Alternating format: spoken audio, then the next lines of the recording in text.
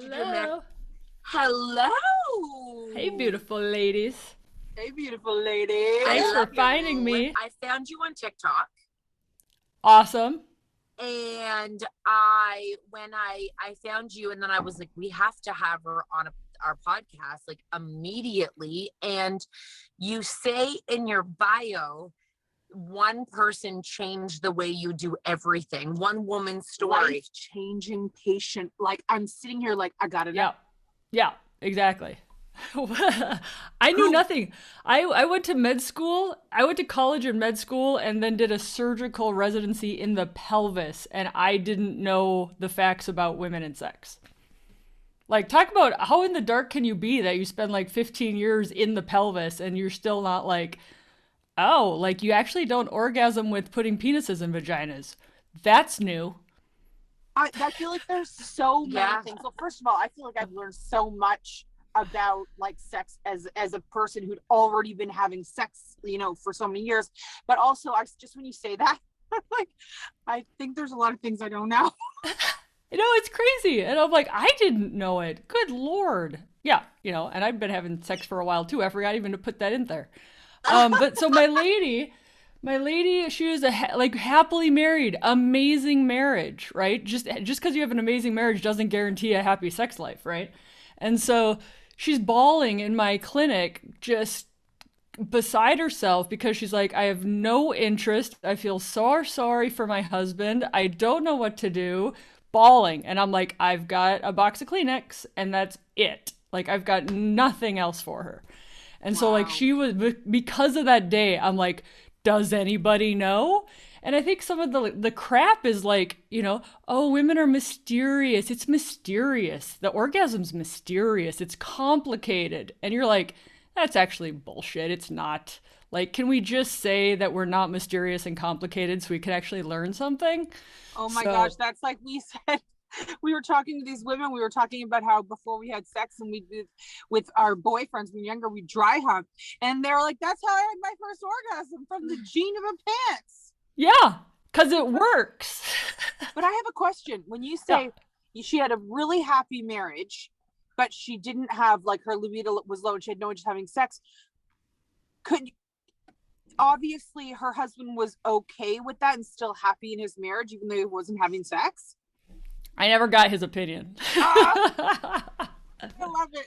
But Doesn't what's so matter. interesting, like, when you're in the doctor's office, what's so interesting, the women always blame the men. Like, I'm not sexually active because my husband has ED or my husband has health issues.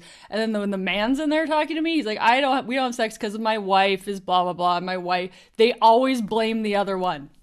So why in our general population of moms and women, why are we so why is sex so hard for us to get there, like to want to be I can't wait to have sex tonight, like I absolutely am not thinking that. Why do we all feel this way as a population?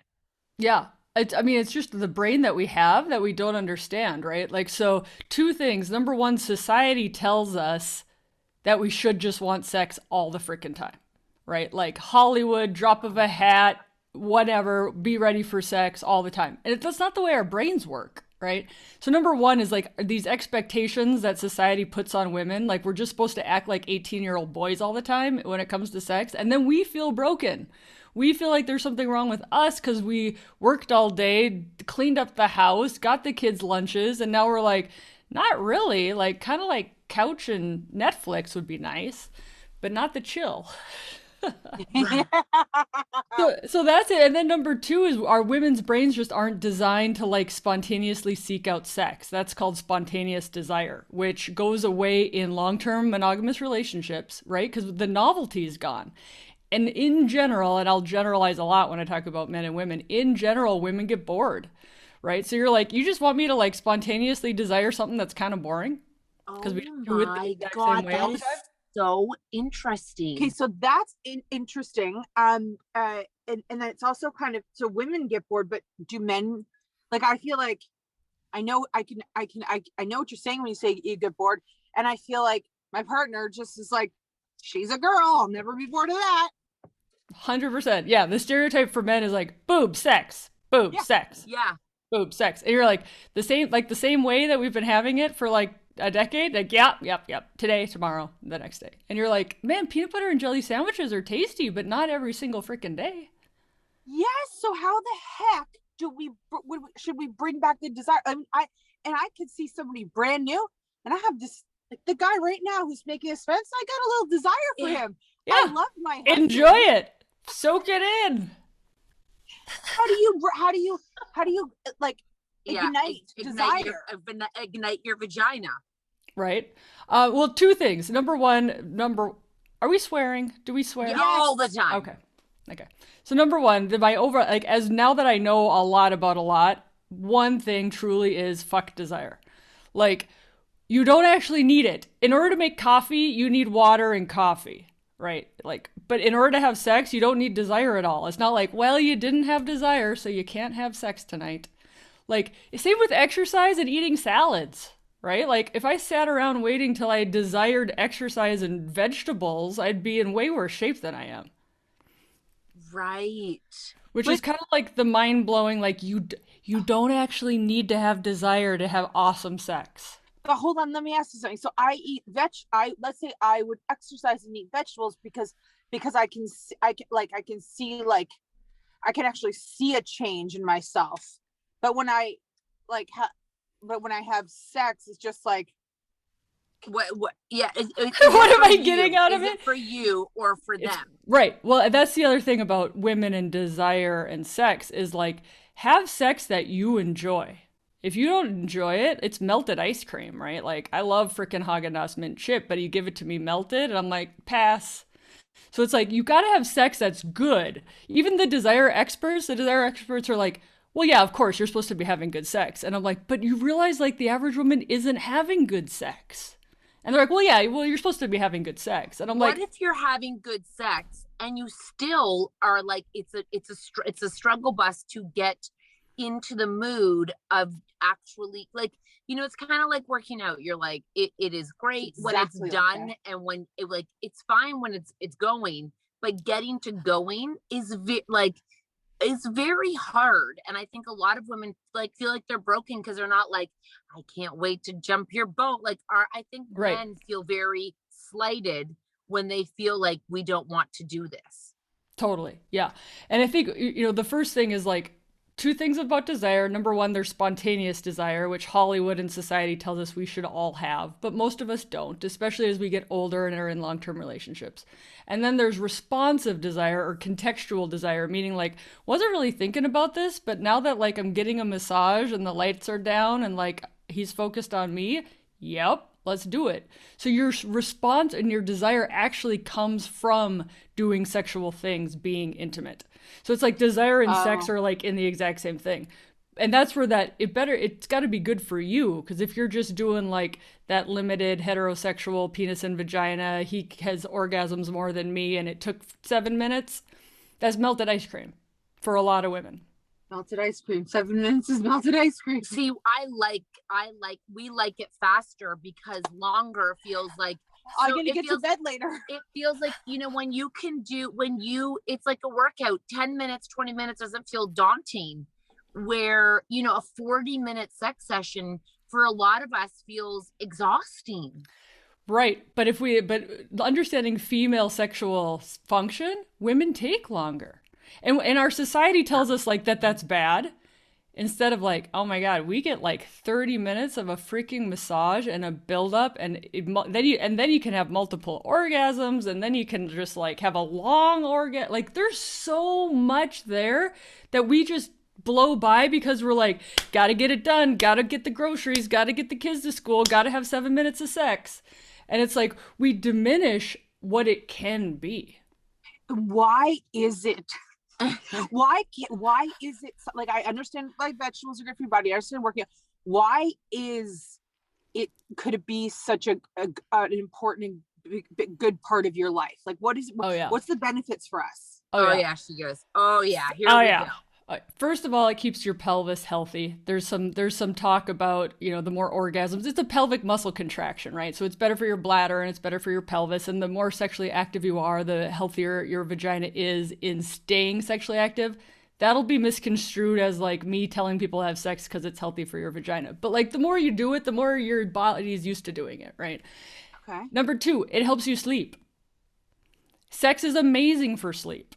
It's totally this oxytocin release, which is great for sleep. It's great for bonding with your partner.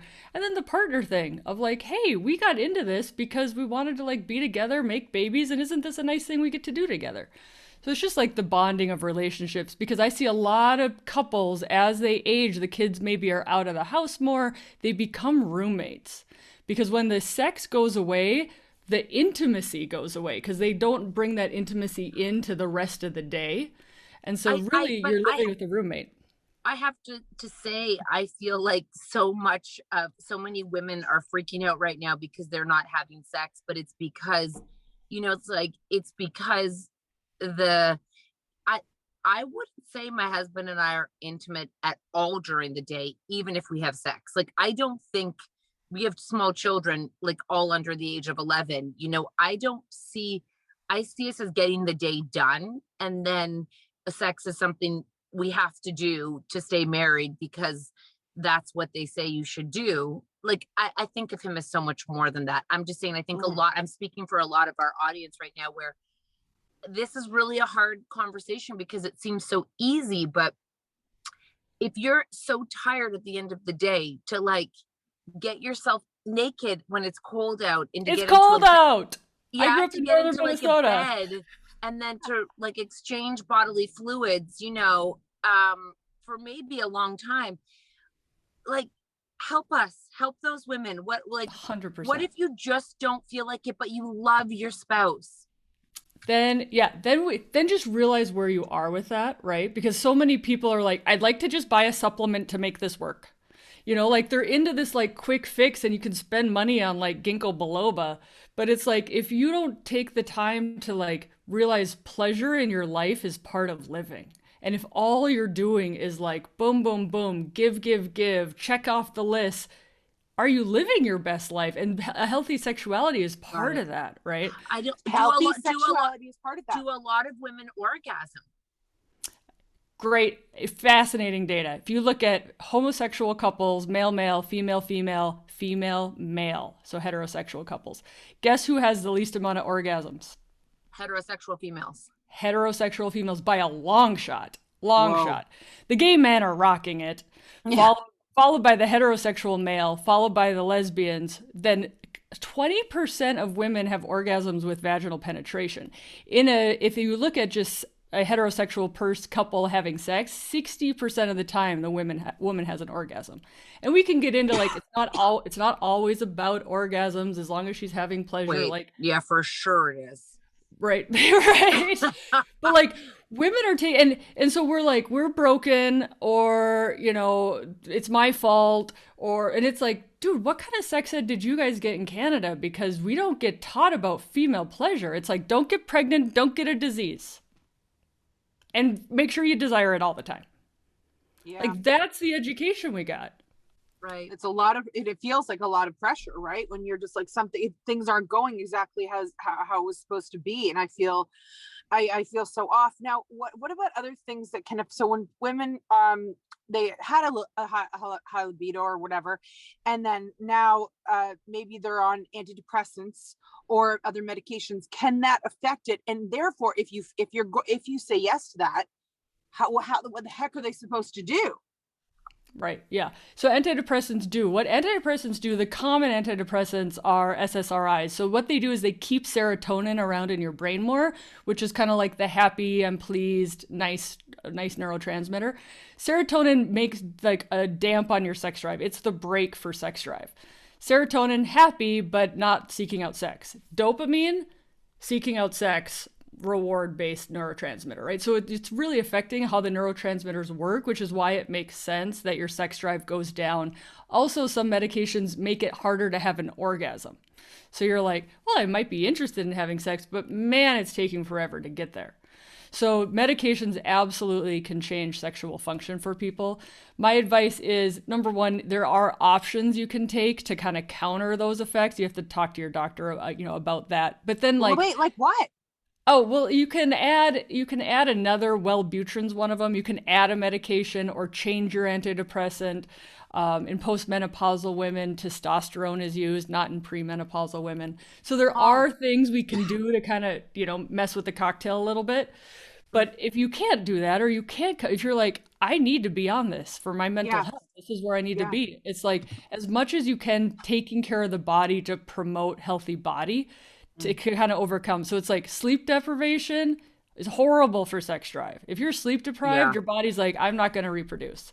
And then exercise, getting your sweat on, getting your muscles moving, all Ah, that is so like the healthy body really is good for healthy interest in libido and sex. Is there a like are hormones to play in this crazy sex world that no one talks about, but we all do all the time? Yeah, yes and no. So I would love it to just be cut and dry, but it's not. I mean, sex is so your brain and your thoughts about sex. It's so much more than just hormones, but testosterone for women really is kind of, if you think about that spontaneous desire or interest in sex, testosterone is that hormone for us more than estrogen or progesterone. And women have more testosterone in our bodies than estrogen. We just don't think about it. We just think the men have that and we yeah. don't have it. But we do have testosterone. Our ovaries make testosterone. So that goes down also in perimenopause and menopause. And it's not in my country FDA approved, but some people do use testosterone for desire and libido. In menopause and perimenopause, estrogen and progesterone go down, but just giving women their estrogen and progesterone back isn't enough to increase their libido. But what it does is it cures their hot flashes, which exhausts them. It helps them sleep more, which rejuvenates them, and it keeps their vagina moist and not dry and painful. So those women do have more sex. So in a way, yes, hormones are very important. But if you're like, just put me again that like magic pill, just put me on a magic pill and I'll have this spontaneous desire. Is like this is the biggest sex organ, the brain. So we have to Wow. work on that. Um, We have to work like as women, as a society, as let's okay, I'm just gonna give you a scenario, okay? I am a mom of two kids. I have an 8-year-old and a 10-year-old. I haven't had sex in a year. I love my husband. But I don't even know where to start. What like I don't even own a dildo. What am I doing? I was just start recognizing where you are and giving yourself grace and being like, it's okay to be there. You got there very honestly. But in order to get from here to the next to where you want to be with your sex life, know that you're going to have to take some time to focus on yourself, time to bring pleasure back into Okay, your wait. life. So you said something very important. You have to Time. want to get there. You have to want to get It's there. not just gonna so I had an aha moment. It's not gonna magically appear is what you're telling us. So it's not magically gonna just float down the chimney. Right. And people are like, Damn but it. can I just get something on the internet for $19? And it's like, no, you have to decide that like pleasure's important. Okay. Orgasm What kind of equality is pleasure? important. Like what kind of pleasure? oh, So you're like, you gotta realize where you're at. So I'm like, okay, I'm here and I'd like to change this. Yeah. Uh what's next? I would just say start paying attention to your body. We live, busy moms live outside their body, right? They're totally not in tune with their body at all. So it's like, what does your body feel like right now? Oh, it kind of feels actually a little bit tight in my shoulder. Oh, okay. All right. Well, what does your pelvis feel like? I don't know. I haven't felt anything in my pelvis in months. I'm Where's like, your pelvis? I was just gonna say I'm thinking in my pelvis right now, and I'm like, right. okay, I know where my vagina is. I know where my pooch is. Was the pelvis isn't? I thought it was a bone. Is it by Right? your hips? Is it a Down bone? there. It's the down there. But I mean that just tells us we live outside of our bodies, and where the orgasm lives in our bodies. The other secret of where the orgasm lives is the orgasm lives right now in this moment. It doesn't live tomorrow when you're thinking about that schedule, and Gotcha. it doesn't live yesterday in thinking about how that interaction went. So Does it live in your fantasies? yes, it totally lives in your fantasies. And you can help find your fantasies by reading things, Yeah. listening to things, watching things. That's all okay. It's cultivating desire and pleasure, and it's all good. But our society has told women that sex is bad, and then we wonder why we're broken. Wow. Is this changing at all? Like the fact that, we're having this conversation publicly, like do you feel like we're on the rise at all, or are we still so far behind? Are orgasms going to be flying across North America? like, are we just going to be freeing the woman orgasm, or what's going on? If they want, I mean, here's the thing, it's within their power, right? I'm not giving anybody an orgasm. I'm giving them permission.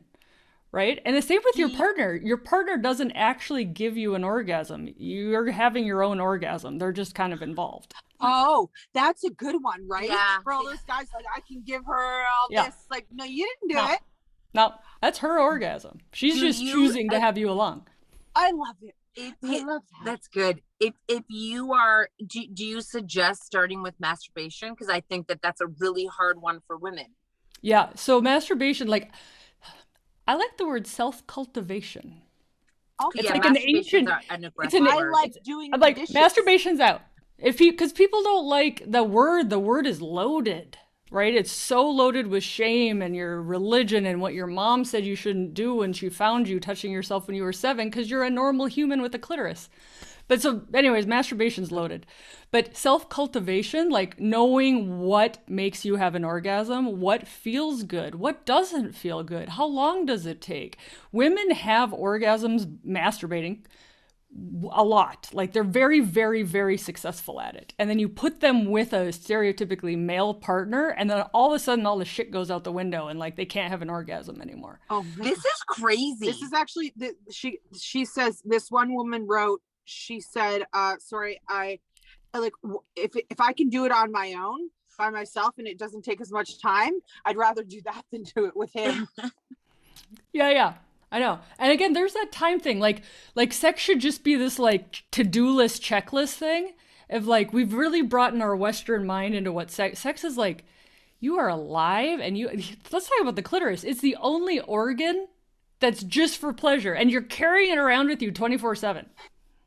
Oh, wait. In my underwear. Wait, what about penises? No, they pee. They make babies. They do 3 things. They have to make babies, they have to pee, and then they have pleasure. Wow. So the clitoris is the only its only job is pleasure, and we carry it around with us. There are 2 things that I want to get out of you before I forget, because my mind, is thinking about self-cultivating.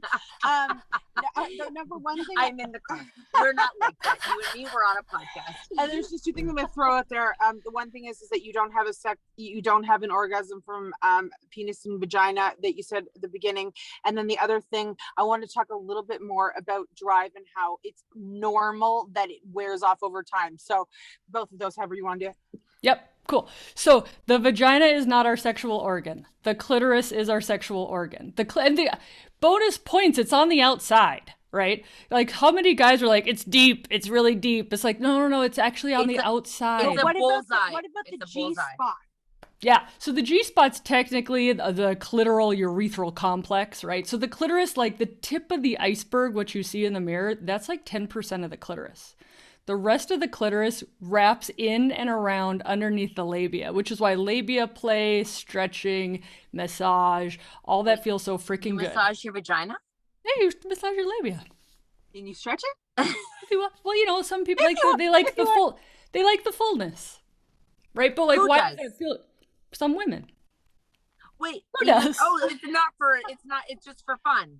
For fun, for pleasure. But people are like, but the clitoris is this little button of like, no, it goes all the way around inside where the labia are that you can see. And then the G-spot's just part of the clitoris. You're stimulating the clitoris. All of that is clitoral stimulation. Oh, so they need to get over the G-spot. So the G-spot is, so when they say they hit the G-spot on the inside. They hit the clitoris.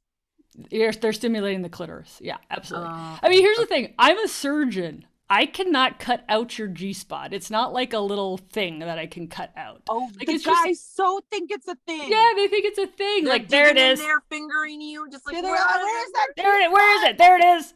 Yeah, no, it's not like a thing.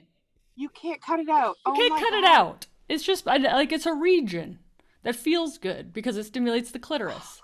Guys are such losers. Oh, just too good. The thing is, they didn't get any education either. Like, That's look what they got.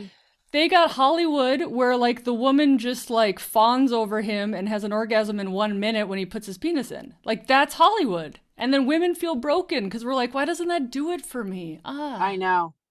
Oh gosh, before we get to the other one thing that I need to talk about, can you talk to us about squirting? Yes. Squirting. Yes. Do you squirt? No, some people think it's not a real no, thing. I was just no. I have to know if it's Right. real. So there's like, it's fascinating. People get very opinionated about squirting because they're like, well, if it's just fluid, like ejaculation, then it's fine. But if it's urine, then it's not fine. Yeah. And I'm like, dude, some people think like if you don't have a towel down on the bed, it's not good sex. Not everybody thinks that. But like sex is supposed to be messy. It's okay. And there are little glands around the urethra called the periurethral glands that do excrete something with orgasm that's very similar to male's ejaculation.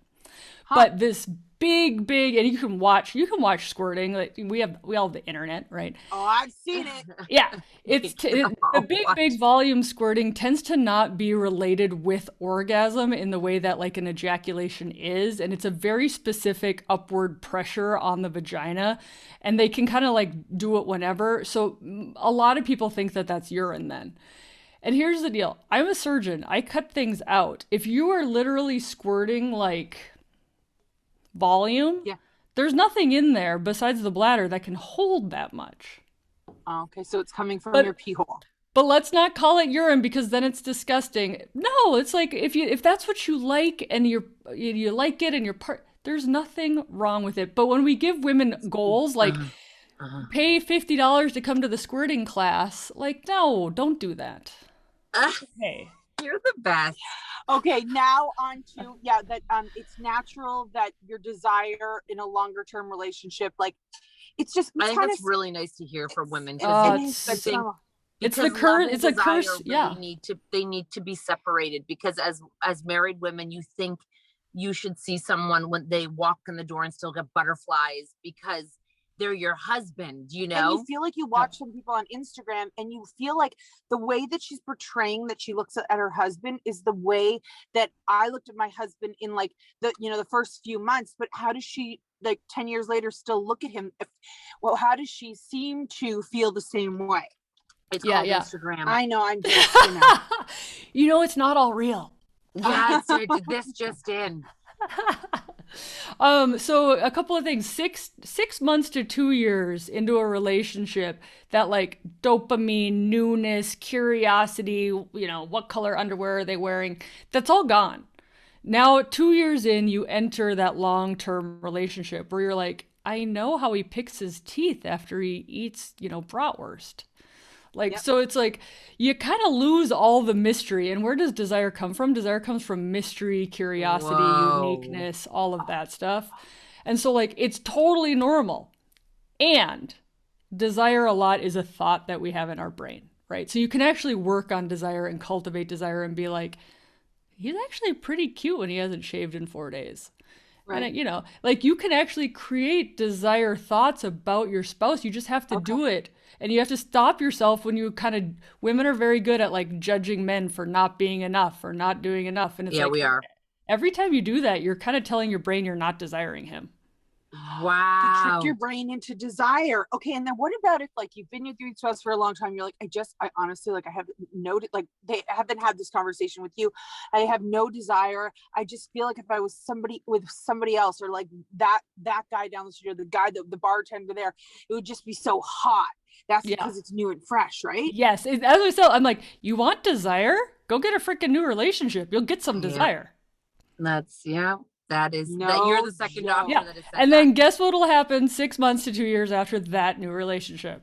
And it's almost always, or it's always the case. I think some people, because they work on their mind and desire, I think some people just always have that desire. But stereotypically with the brain. Desire to sleep with other people? No, the desire, they continue their desire with their spouse because they work their brain to continuously tell themselves and look at them in the way that I desire you. So it's like they're tricking themselves into those first 2 years brainwashing themselves that they're still interested. They put themselves on a higher, like they put them on a pedestal. We like, know those women. You are the god. Yeah. He is just my, like, everything I could ever dream of. And you're like, but didn't you see him picking his teeth? Like, how could you not see it? It's like they pretend to not see it. They're very good at the mind game. Oh yeah, totally. I mean, what the whole thought of like, listen, your spouse or one's spouse could actually leave you at any day. Like, we just think everything's permanent, right? But what if we were like, this person's actually choosing to be with me and like parent these rugrats with me, and like he makes a mean casserole, and you know, like, what if we really appreciated him for like the scarcity that it actually is, and the fact that we actually choose to be with our partners every single day. Natalie goes like this. So I always thought it was the other way around, but you know, I'm gonna play some mind games today. We'll see what happens. I'll let you know what happens. Morning, you know? She's gonna go home and have nap time. I know it's good. She's gonna go do the dishes in her bedroom. She's gonna go self-cultivate. Yeah, she's gonna go. Oh my gosh, this is so. And so when we feel this way, and as moms, this is totally like this. We do something's not wrong with us that we aren't feeling like we want to jump our partner's bones when he walks in the door. That's the name of my podcast, man. You are not broken. Yeah. You are not broken. And there are things that you can do to work on it. How sad that women beat themselves up constantly for a notion that isn't even real. Like, medical science is saying, like, that's not real. Don't do that. But no one's you're telling us that. But wow, it is. You've like literally this narrative needs to keep going, because I think so many women like consumes them, you know. Like, I'm a bad wife, I'm a terrible person, and then I don't know how many husbands are countering it because they've been taught too that they should want to be like, it's like an insult when we're not like, get over here, big boy, and stick it in me, right? Yeah, and then you end up faking stuff. You either end up faking how you think you should behave, or you end up with like the guilt and the shoulds and, you know, all that stuff. And I'm so sorry. I'm sorry that we didn't touch on this, because you had mentioned in the beginning, and I do have seen it in the questions, and I've seen you talk about, but there are men whose libidos are not high either. Yeah, and that a lot of women feel. Yeah, boy, do we shame them too, don't we? You know, like, we're just as harsh to men as we are to women. Yeah. But it's like, you know, this stereotypical role that men should just be on all the time, and that it actually defines manhood, right? Yeah. And then a wife feels, what's wrong with me? Why is he not? Because I know that there's going to be women listening and saying, I feel the opposite. Like, I want to do it with him, and he just always seems too tired or not interested. Yeah. Oh, totally. And it's like, he could have health conditions, he could have medications going on, or he could just be tired, or he just has a low desire. We have to talk about desire discrepancy. Women need to know that this is okay. So anytime you're in a relationship with somebody, you want different things, right? Like, I like running, he likes lifting weights. I like ice cream, he likes Rice Krispie bars, whatever. We all like different things, right? Sex is no different. Nobody is matched in their sex drive. Or if you are, that's kind of like a unicorn. That's a unicorn. Okay. But it's like, first of all, it's normal. Sexual desire discrepancy, totally normal. And so some people just have low desire. Yeah. Or why are we even calling it low? It's just like, they like, you know, blue cheese and you like Swiss cheese. Like, right. We didn't even define low. We just gave somebody like a complex about it. Because people want to have an average of how many times you should have sex to be healthy. That's why I never tell people what the data actually is. Because I'm like, you know what women have? Women have like 8 fruit and vegetables a day, 30 minutes of cardiovascular exercise, 8 hours of sleep a night. Why give them a number of times to have sex? They don't need that. Let's just say if you have it once every 3 months, but it works for both of you, that's okay. If it works for both of you, if it's a compromise, winner, winner. If it's fantastic sex and you're like, that's what we do and it's awesome. Because we stereotypically, we've got a higher desire person, we've got a lower desire person. It's not the low desire person's fault or job to rise up to the high desire. That alone will fix so many freaking issues. Yes, thank you. It is not the low desire person's job to rise to the high desire. That's great. They got to talk It's about actually- it. They got to meet in the middle. You got to compromise. You got to compromise. The high desire person gets your kicks. You got to do some self-cultivation. Like, why do all Thank you. have to be from with her? And here's the thing: more of a good thing isn't always a good thing for some people. Right. I love being with you and having an orgasm once a week or once every other week. I'm good then, but I love it. Okay, cool. Let's like plan that. on it. Let's get it done. Let's do This it. is such good conversation and understanding for people to have. And I do love that just because you're low, you don't have to rise to them. And just because you're high, you don't have to you don't have to go low. But because you can self-cultivate. You can self-cultivate or you can Self-cultivate. compromise. You can also compromise with your partner to meet somewhere in the middle. Yeah, 100%. You know how many fights ensue because of high desire, low desire? 100%. I think relationships break up because of desire mismatch. For sure. And I mean, I know they do. I was giving a lecture in Seattle to a bunch of doctors. Doctors don't even like talking about sex. It's so crazy. But anyways, so at the end, this woman comes up to me. I was like, and then my thing was, it's not the low desire person's job to reach the high desire. And she comes up to me and she's like, you just explained my divorce from 20 years ago that years of therapy couldn't figure out. That's just so interesting about the divorce. And I could see that happening so often. It's like, we're just completely uncompatible. Things have changed and we don't know how to recover. Let's go find someone else and see if we can do a better job this time. Yeah. And then you're on your third divorce before you figure out like, oh, two people like different things and we should just have conversations about compromise. Oh, that's so Cool. helpful.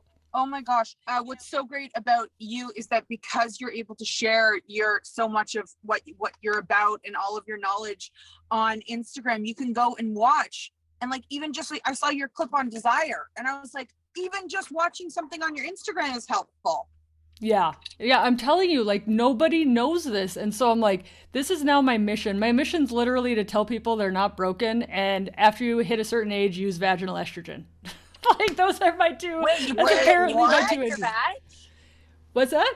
You put it in your vag? You put estrogen in your vagina after menopause to keep healthy pelvises. Okay, okay, now we know that. What age is menopause? 51 is the average age of menopause in the United States of America. Okay. Wow. Because That's if you're just over 50, get some So estrogen. get your vaginal estrogen ready. Yes. Dry, itchy, painful sex. So the two big reasons women stop having sex after menopause is hot flashes, sleep disturbances, and dry, painful vaginas. Why don't they use lube? Why don't people use lube? Dude, and you'd think the younger generation is better at this. So I had 2 women in 1 week come to my clinic. I'm a surgeon. Like, I cut you. People come to my clinic and they're like, sex is painful. And I'm like, have you tried lube? And they're like, no. And you'd think the younger generation we kind of think they're enlightened because they're younger, right? Yeah. I had this 22-year-old. She's like, my boyfriend told me I shouldn't need to use lube.